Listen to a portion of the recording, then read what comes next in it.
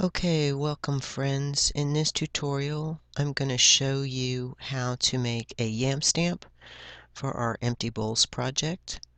I figured this would be easier for us to each make our own. It's a very simple process, and that way we'll have our own unique and distinct stamp for our bowls. Okay, so for the first step, you're just going to find a plastic bottle cap. Any size or shape is fine, whatever you're most comfortable with.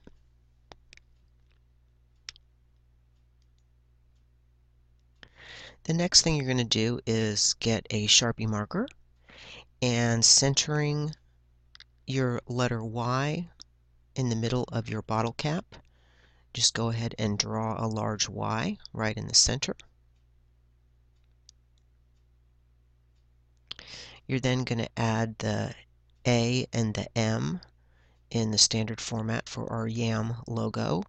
But remember, when we're stamping this into clay, it's going to be backwards, so that means we have to draw the stamp backwards. Fortunately, Y, M, and A are all symmetrical letters, so you'll be able to draw them in standard format just on opposite sides from each other. So you're going to draw an M on the left-hand side of your bottle cap and an A on the right-hand side of your bottle cap.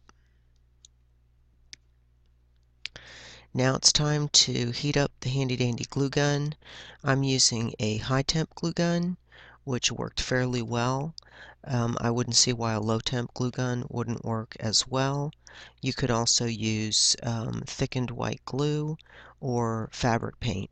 Either of those should do a sufficient job.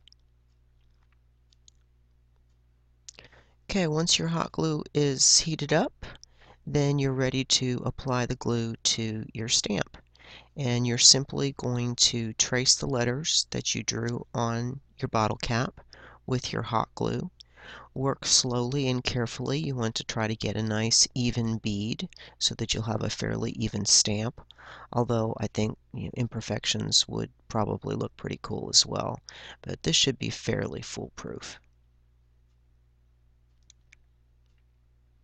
Okay, I started with the Y and then I moved on to the A and the M. As you can see, the M didn't really come out all that great. I had a little problem in this area right here where the glue kind of fused together, but that's not a problem.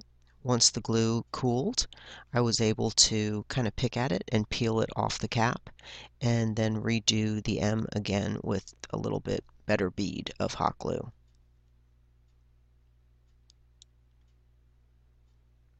Okay, and here's my finished stamp. And then just to kind of give you a general idea of what that's going to look like, I went over my stamp with the watercolor marker and stamped it on paper. You can see how the M is a little distorted here. It didn't really transfer very well with the marker.